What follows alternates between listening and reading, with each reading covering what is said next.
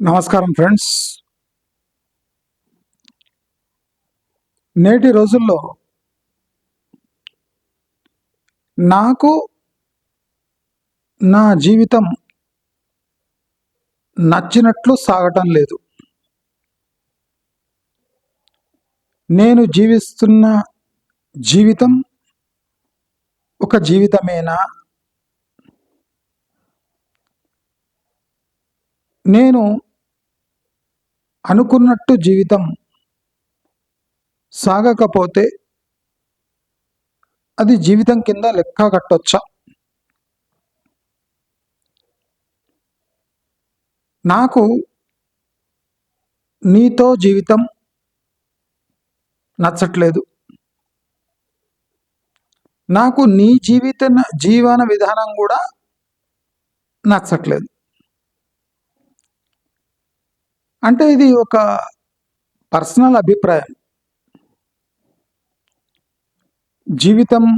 నీ జీవితం నీకు నచ్చకపోవటం, నీకు వేరే వాళ్ళ జీవితం కూడా నచ్చకపోవటం, నీవు వారితో జీవించలేను అనుకోవటం,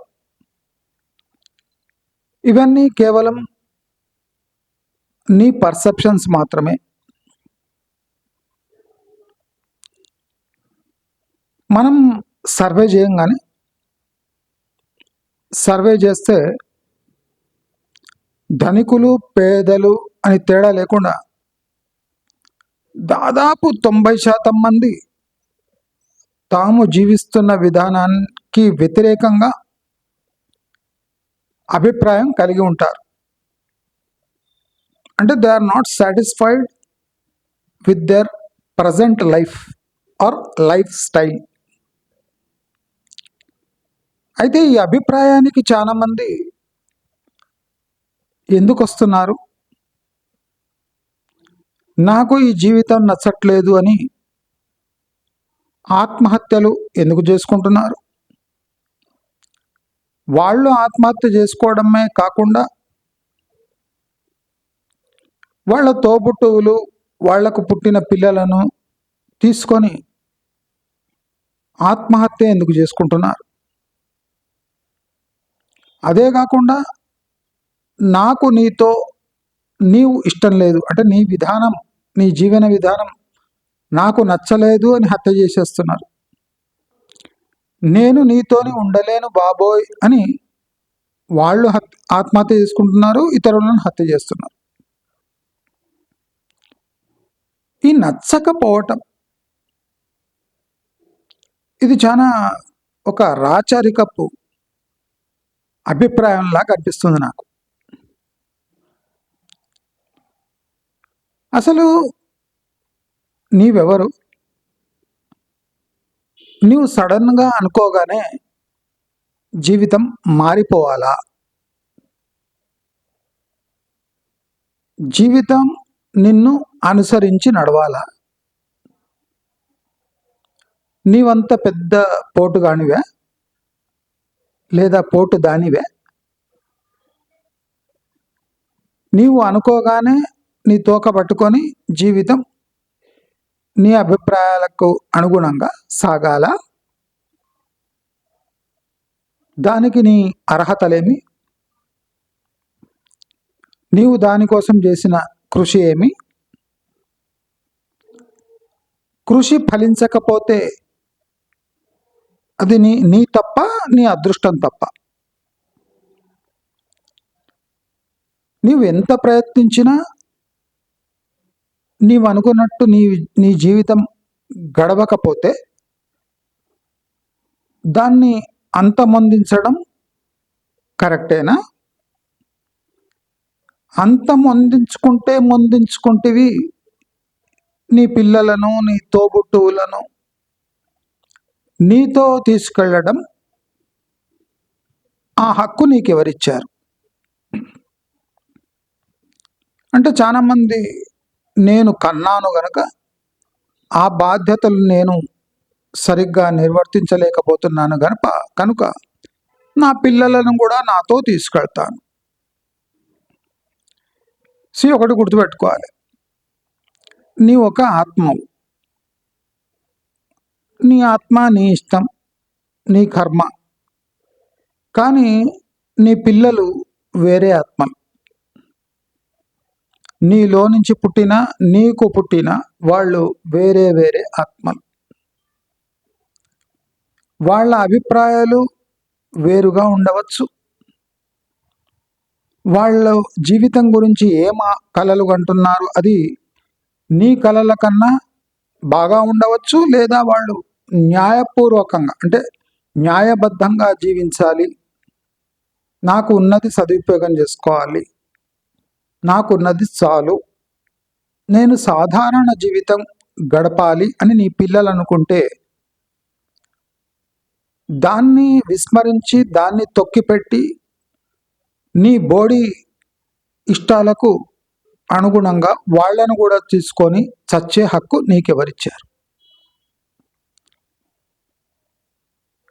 భూమిపై ప్రాణం నిలబెట్టుకోవడం పెద్ద పని కాదు నేటి సమాజంలో. నేను చెప్తున్నా కదా, ప్రాణం నిలబెట్టాలి అంటే పొద్దున గవర్నమెంట్ టిఫిన్ ఇస్తుంది, మధ్యాహ్నం 5 రూపాయలకు భోజనం ఇస్తుంది. అంటే రోజు నువ్వు 20, 25, 30 రూపాయలు సంపాదించుకోగలిగితే నీ ప్రాణం నిలబెడుతుంది. అంటే అంత చీప్ ప్రాణం. పాతకాలంలో కష్టం, బిచ్చం అడుక్కోవాల్సి వస్తుండే. కానీ ఇప్పుడు రోజుకు ఒక 30 రూపాయలు సంపాదించుకుంటే పొద్దున 5 రూపాయల టిఫిన్, మధ్యాహ్నం ఒక 5 రూపాయల భోజనం, ఇంకో 5 రూపాయలది భోజనం తీసుకుంటే 15 రూపాయల్లో నువ్వు బతికి బయట పడవచ్చు.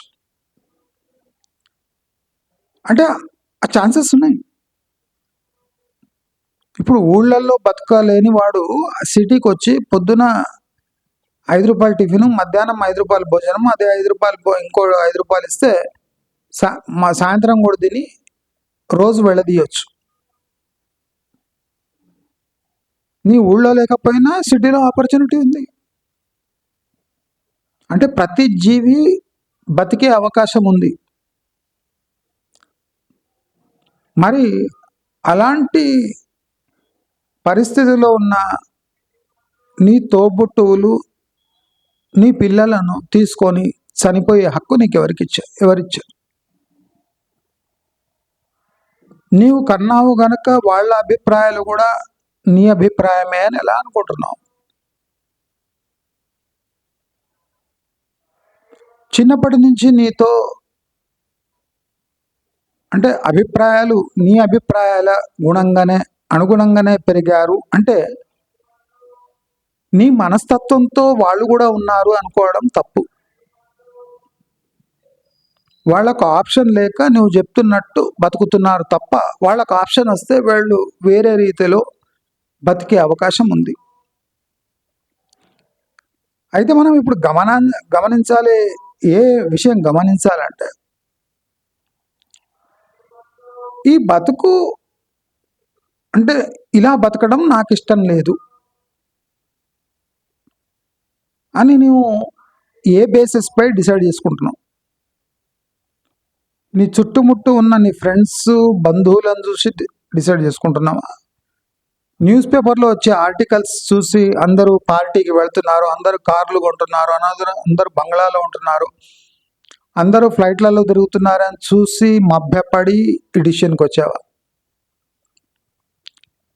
మరి ఏ ఏ ఏ ఆధారాలతో నా జీవితం బాలేదు, నాకు అనుగుణంగా ఈ జీవితం లేదు? అనుగుణంగా అంటే దాని కరెక్ట్ మీనింగ్ కావాలి.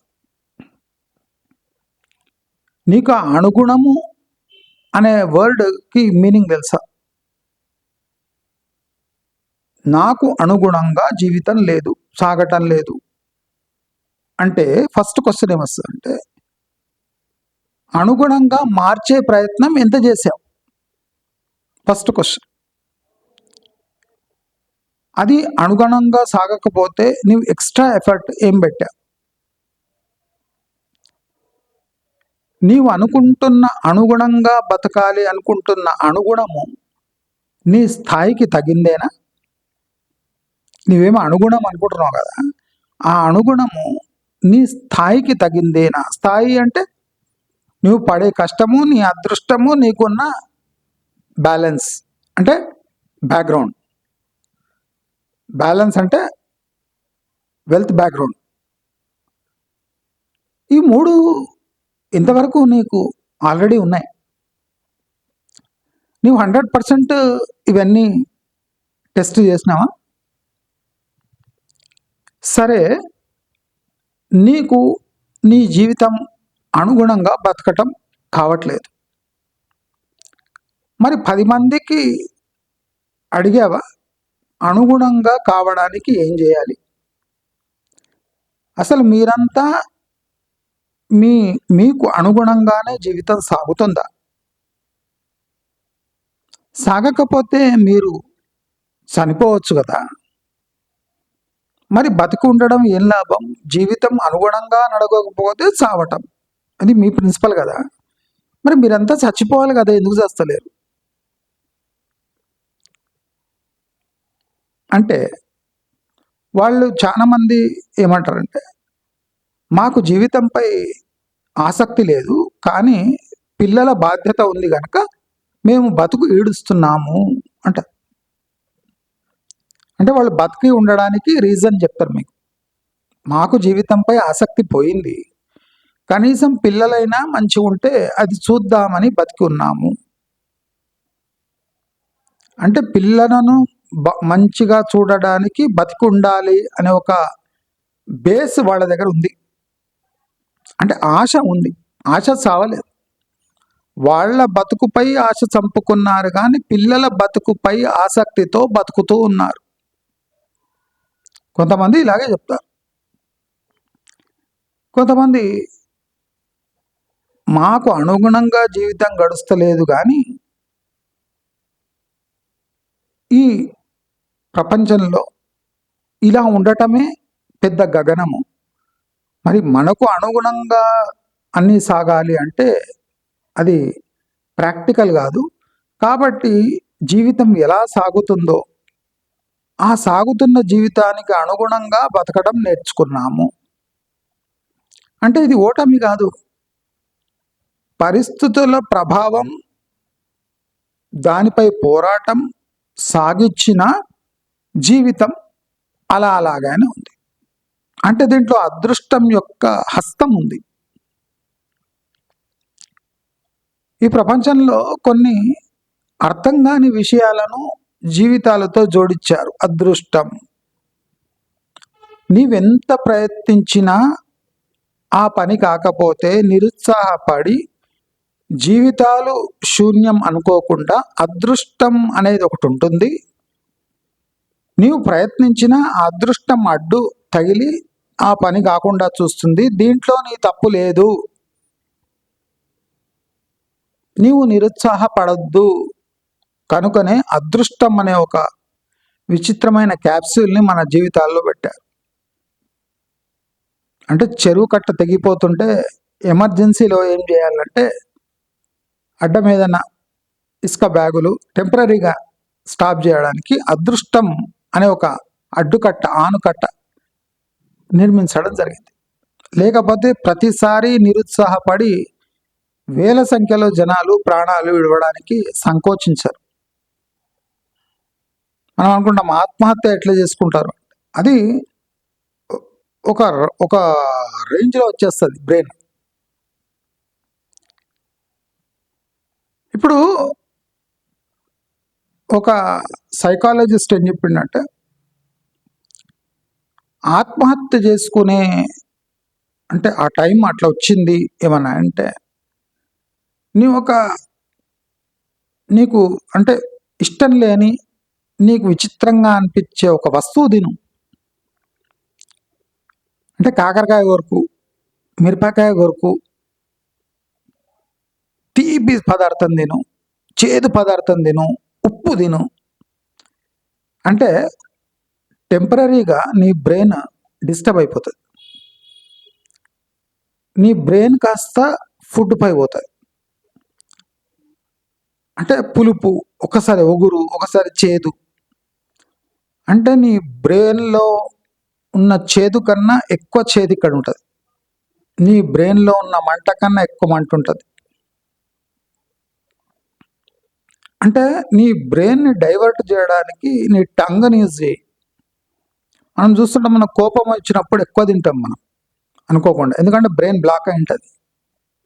ఏం తెస్తే అంత లోపల పోతుంటుంది. అంటే బ్రెయిన్కు స్టమక్కు మన థింకింగ్కి చాలా లింక్స్ ఉన్నాయి.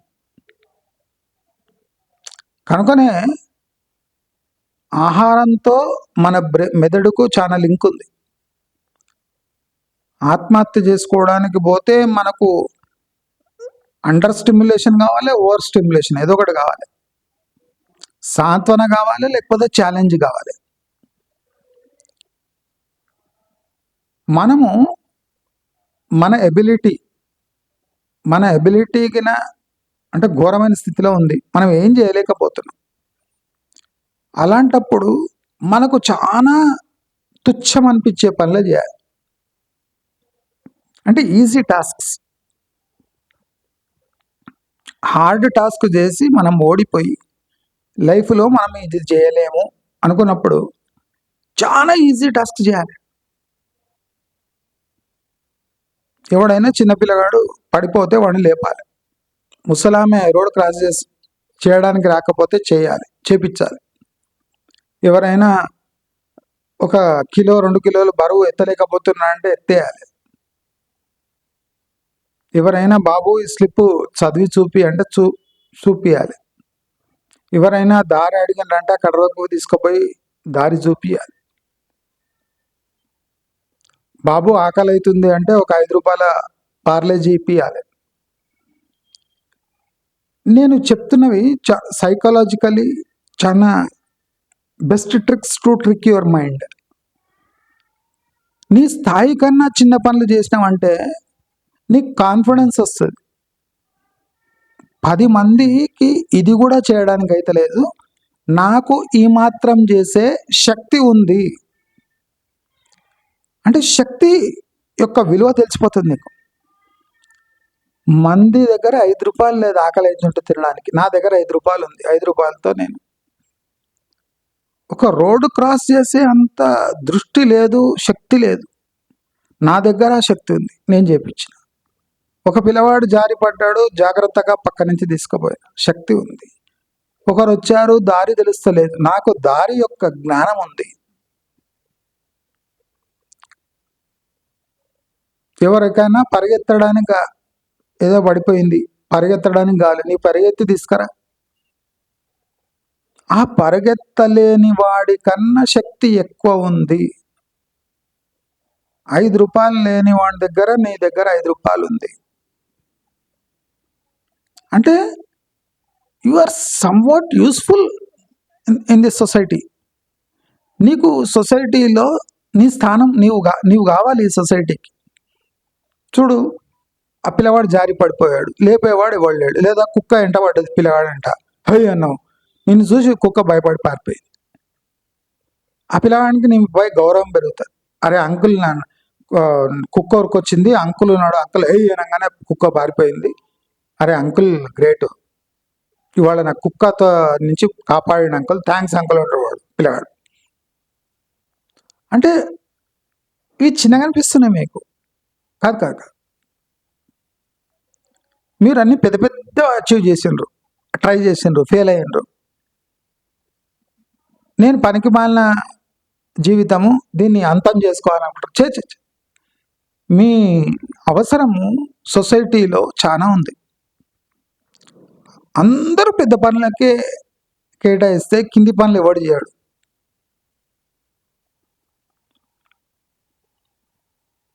నేను అందుకోసము నా వీడియోస్లో వస్తువులు ఎక్కడెక్కడ తక్కువ దొరుకుతాయి అని చెప్తుంటా. అందరు నవ్వుతుంటారు చూసి, కూరగాయలు ఇంత ఇట్లా ప్రతి ఒక్కటి నాలెడ్జ్. ఆ నాలెడ్జ్ ఎప్పుడైనా ఎక్కడైనా యూజ్ అవుతుంది. కూరగాయల రేట్లు కానివ్వండి, పప్పు ఉప్పు రేట్లు కానివ్వండి, ఏ వస్తువు ఎక్కడ దొరుకుతుందో కానీ కానివ్వండి, ఏ క్వాలిటీ ఎక్కడ బాగుంటుందని కానివ్వండి, ఇలాంటివన్నీ ఒక నాలెడ్జ్ బ్యాంక్. అది పంచుకుంటుండాలి. ఇప్పుడు 100 మంది చూసినా దాంట్లో 5 మందికి ఆ తక్కువలో ఆ వస్తువు కావాల్సి ఉంటుంది, వాళ్ళకి నాలెడ్జ్ ఉండదు, వాళ్ళు అప్రిషియేట్ చేస్తారు. 100 మంది దగ్గర వీడియో పోతే 5 మంది అప్రిషియేట్ చేస్తారు. అంటే 5 మందికి అవసరం ఉంటుంది వీడియో చూసి అప్రిషియేట్ చేస్తారు. అరే తక్కువ ఎక్కడ దొరుకుతుంది సార్ అంటాడు. అంటే 95 మంది పట్టించుకోరు. ఎవడు పోతాడా అంత దూరం, మన ఇంటికాడ అనేది దొరుకుతుంది 10 రూపాయలు 20 రూపాయలు పెడితే అంటాడు. ఆ 5 మంది మీకు కావాలి బతకడానికి. 95% మంది వద్దు, 95 మంది వద్దు, ఆ 5 మంది కావాలి. 5 మంది నెక్స్ట్ టైం ఆశగా ఎదురు చూస్తారు, నువ్వు ఇంకా ఏదైనా చీప్గా ఎక్కడైనా చెప్తావేమో అని.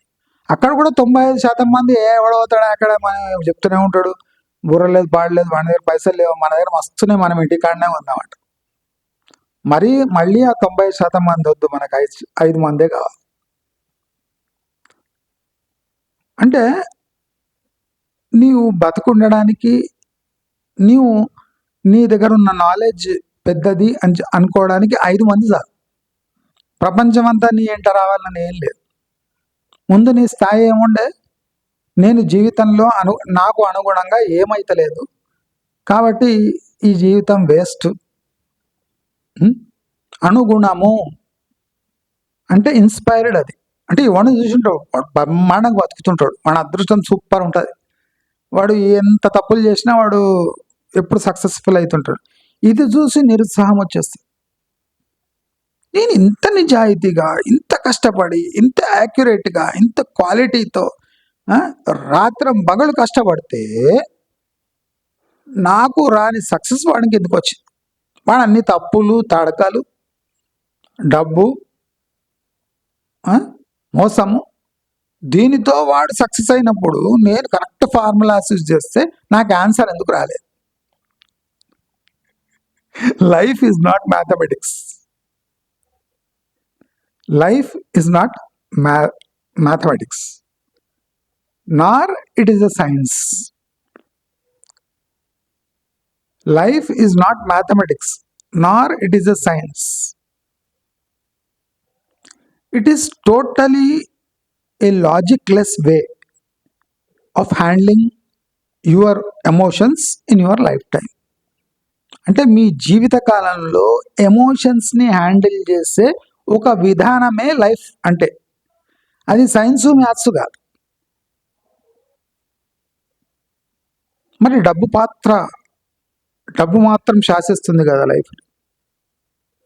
మీకు ఎగ్జాంపుల్స్లో లేటెస్ట్ అంటే ఈ లోకం ఎప్పుడు మూర్ఖపు ఆలోచనలో పోతుందో అక్కడ మంచి మంచి ఎగ్జాంపుల్స్ దేవుడు క్రియేట్ చేస్తాడు. స్టెర్లైట్ అనిల్ అగ్రవాల్ కొడుకు స్కీయింగ్ చేసుకుంటూ నెత్తికి దెబ్బ దాకా తెచ్చిపోయాడు. మన మహారాష్ట్రలో చూసినారు ఏమైందో.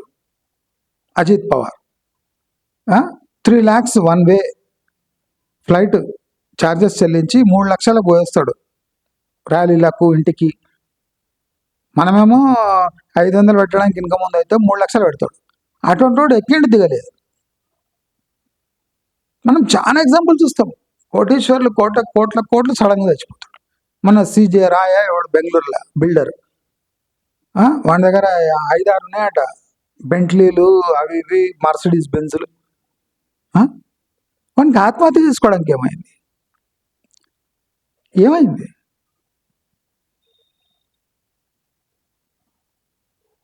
జీవితం ఆయనకు అనుగుణంగానే ఉంది.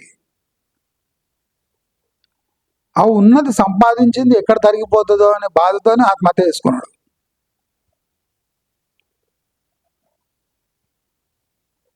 జీవితం అంతా అనుగుణంగానే జరిగింది. ఆ అనుగుణంగా జరిగిన దానిపై సర్కారుకు అంటే వాళ్ళకి డౌట్ ఉంది, అనుమానం ఉంది. ఆ అనుమానం నివృత్తి చేస్తే నీ సగం ఆస్తి కరిగిపోతుందేమో.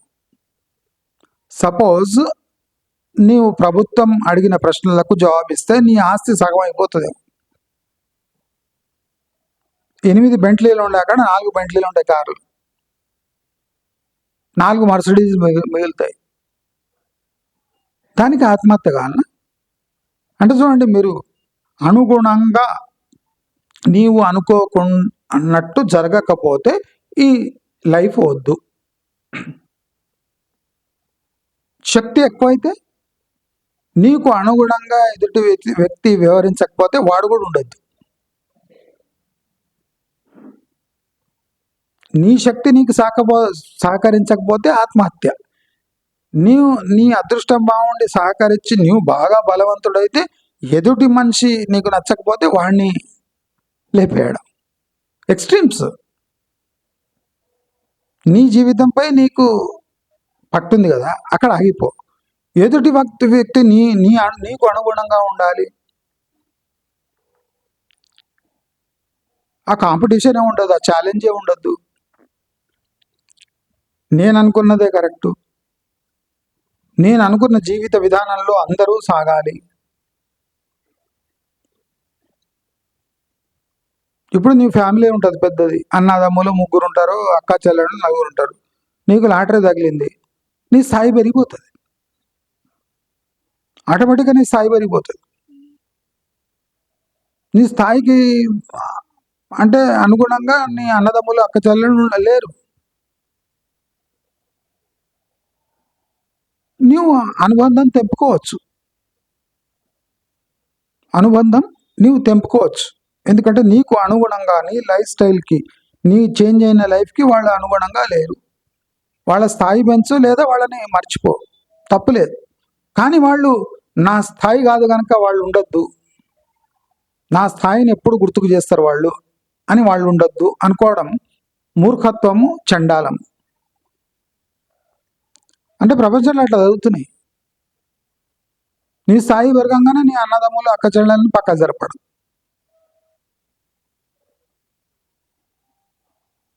వాళ్ళు ఇచ్చిన టీ తాగి, వాళ్ళు ఇచ్చిన తిండి తిని పెరిగి అదృష్టం కలిసి వస్తే అప్పుడు నీ స్థాయి పెరిగిపోయి అప్పుడు నీకు కొత్త కొత్త ఆలోచనలు వచ్చి వాళ్ళని పక్కకు పెట్టి, తప్పులేదు. కర్కశంగా ఉండడంలో తప్పు లేదు, న్యాయంగా ఉండవలసిన అవసరం లేదు. డబ్బులు వచ్చినాక ఇవి సహజంగా వస్తాయి.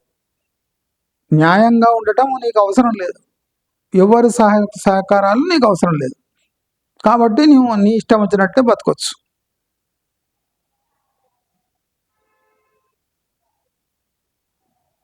అయినా నీకు అనుగుణంగా చుట్టుముట్టు ప్రజలు ఉండరు.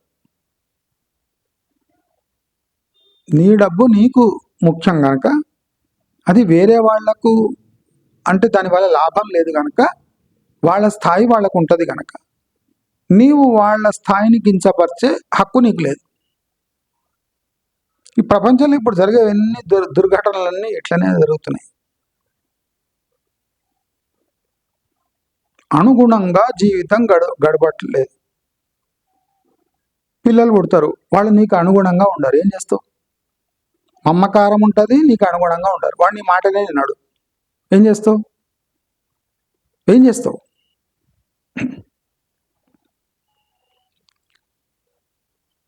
నీ జీవితం నీకు అనుగుణంగా ఉంది కానీ నీ పిల్లలు నీకు అనుగుణంగా లేరు, ఏం చేస్తాం? అక్కడే తెలిసిపోతుంది వాళ్ళు వేరే వేరే వేరే జన్మలు, అవి వేరే ఆత్మలు. అవి కన్నంత మాత్రాన సర్వ హక్కులు నీకు వాళ్ళ జీవితాలపై నీకు ఉండవు. వాళ్ళ తప్పులు నీ తప్పులు కాదు, వాళ్ళ ఒప్పులు నీ ఒప్పులు కాదు.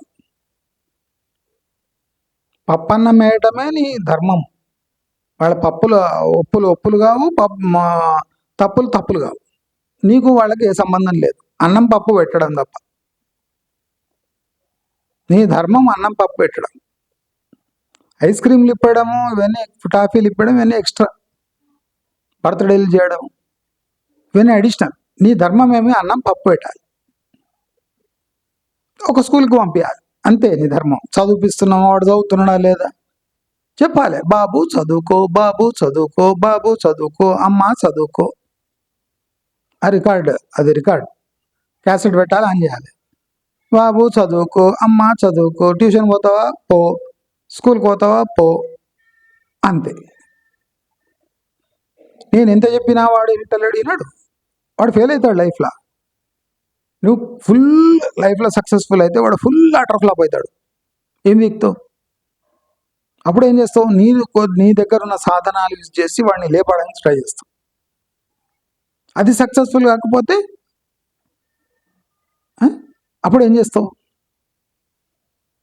మళ్ళీ కర్మ సిద్ధాంతము కర్మ సిద్ధాంతం, కర్మ కర్మ రెండు సిద్ధాంతాలు పట్టుకొని లాస్ట్కు నూరుతావు. అవునా కదా? అందుకోసం నేను క్లియర్గా చెప్తున్నా. ఇవాళ రేపు అంతా అంటే అంత ఫాస్ట్గా కావాలి, అన్ని షార్ట్స్ చూడాలి, స్క్రిప్ట్ చదవకుండా కూడా కడకడ చెప్పేయాలి వీడియోలో. Over expectations. నేను అదే అంట, 3 నిమిషాల వీడియో చేసి చూడు ఒకసారి కెమెరా ముందు పెట్టుకొని, ఒక్క మాట బయటికి రాదు.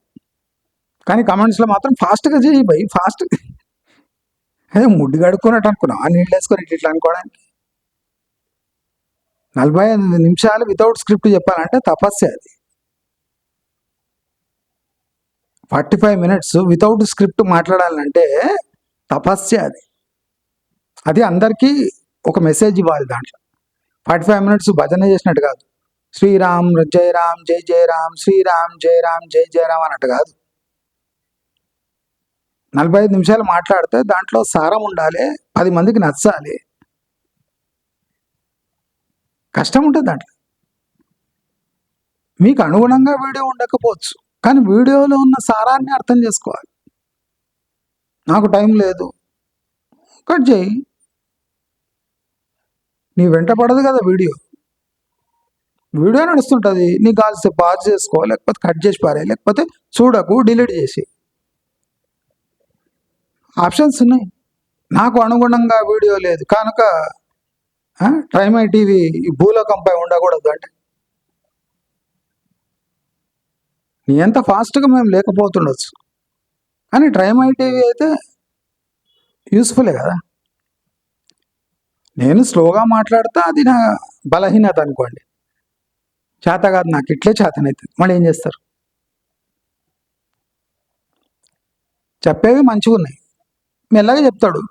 అదేమో 1.5x 2.5x స్పీడ్లో చూసుకోండి. వద్దనుకుంటే ఇడిచిపెట్టేసేయండి. కామెంట్ పెట్టడం ఈజీ. నేను చెప్తా, కెమెరా ఆన్ చేసుకొని 3 నిమిషాలు మాట్లాడు డైరెక్ట్ వితౌట్ కట్, చూద్దాం. చేతగా చాలా మంది ఫెయిల్ అవుతారు యూట్యూబ్లో. 10 నిమిషాల వీడియోలో 50 కట్లు ఉంటాయి అంటే వాడు హార్డ్లీ 20 secondsకి ఒక కట్ ఇస్తాడు.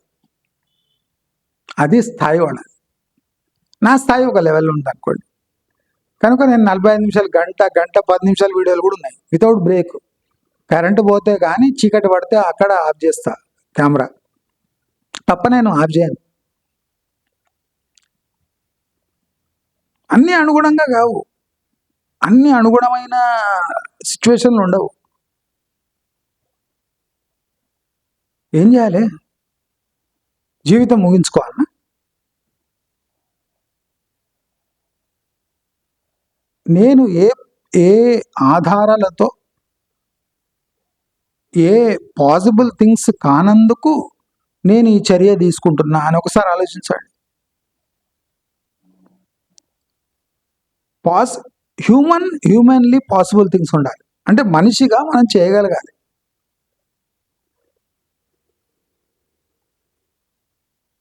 మనమేమి రోబోట్స్ కాదు, మనలో ఏ చిప్స్ లేవు. మనం ఊహించని ఘటనలు జరుగుతాయి, దానికి మనం బాధ్యులం కాదు. కానీ మనం అనుభవించాలా అంటే అదే కదా జీవితము. మన ప్రమేయం లేకుండా ఒక కారు వచ్చి గుద్దుతుంది, మన కాలు ఫ్రాక్చర్ అవుతుంది, డ్రైవర్కి జైలు అవుతుంది, వాళ్ళు డబ్బు ఇస్తారు, అది నయము. కానీ కాలు అయితే ఫ్రాక్చర్ అవుతుందా? కర్మలో భాగం అది, కర్మ కాదు, కర్మలో భాగం. మనం అనుకోకుండానే కారు వచ్చి మమ్మల్ని గుద్దింది, నేను 3 నెలలు మంచాన పడ్డా, 3 నెలలు నాకు ఇన్కమ్ లేదు, నాకు నొప్పి అవుతుంది, 3 నెలలు నాకు నా జీవితం అనుగుణంగా లేదు కనుక ఇక శేష జీవితం ఏం గడుపుతాననే డౌట్తోని నా జీవితం నేను ముగించాలనుకుంటున్నా.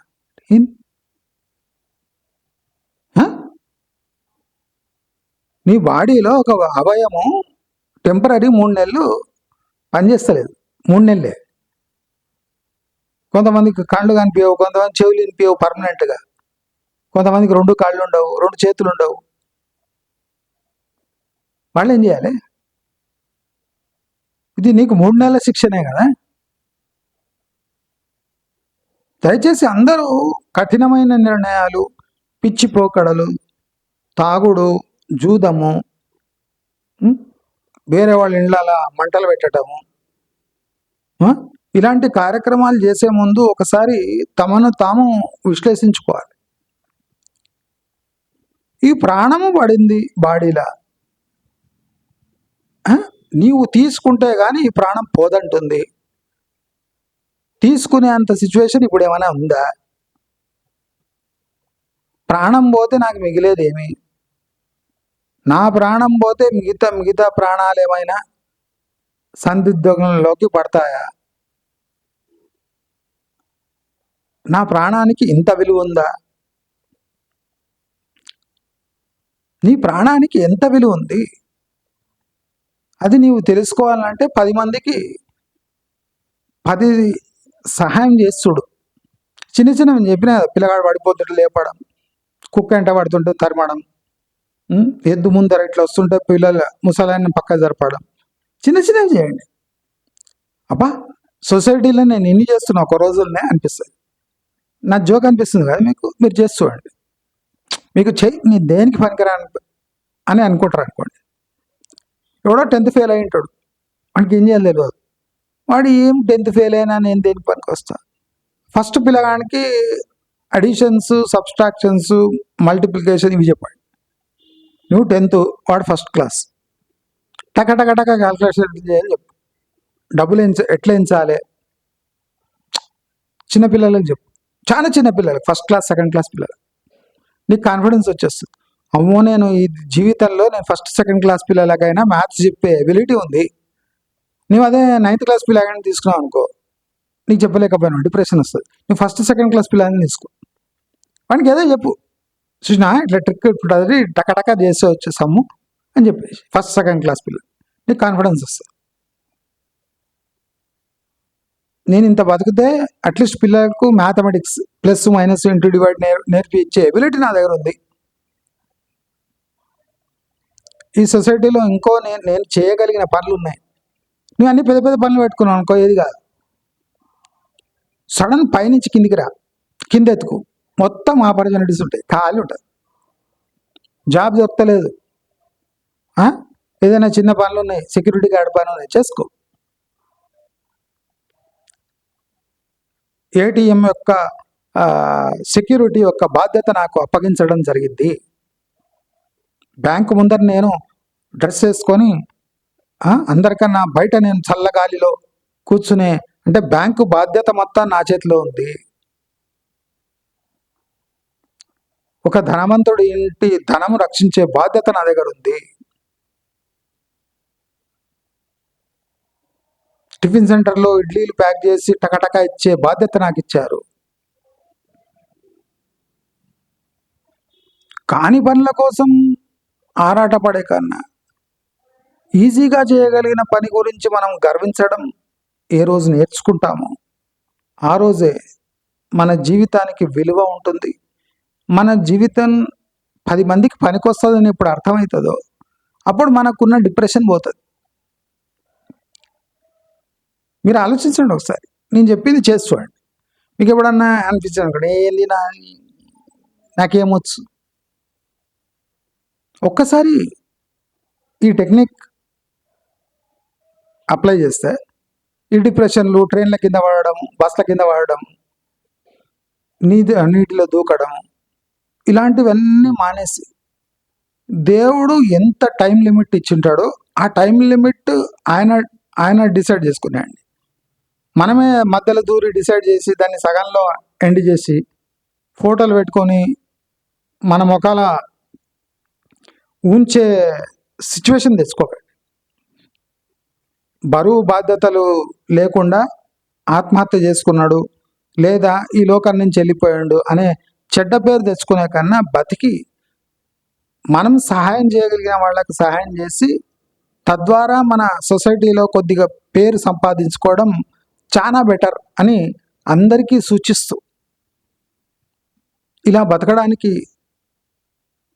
అంటే ఒక మార్గం కాదు, ఎన్నో మార్గాలు ఉన్నాయి, ఎన్నో విధాలుగా బతకొచ్చు అనేది ఒక గుర్తుపెట్టుకుంటే ఈ ఖచ్చితమైన అభిప్రాయాలు ఈ లోకంలో ఉండకూడదు. అందుకని బ్రూస్లీది ఒకటి షార్ట్ వస్తుంది, నీవు నీళ్లు కప్పులో వేస్తే కప్పులాగా అవుతుంది, గ్లాసులో వేస్తే గ్లాస్ లాగా అవుతుంది. అంటే ఎట్లా వేస్తే అట్లా మోల్డ్ అయిపోవాలి లైఫ్, దట్ ఈజ్ లైఫ్ అంటాడు బ్రూస్లీ. అంటే అలా బతకాలి, అలానే బతకాలి అని సూచిస్తూ నమస్కారం.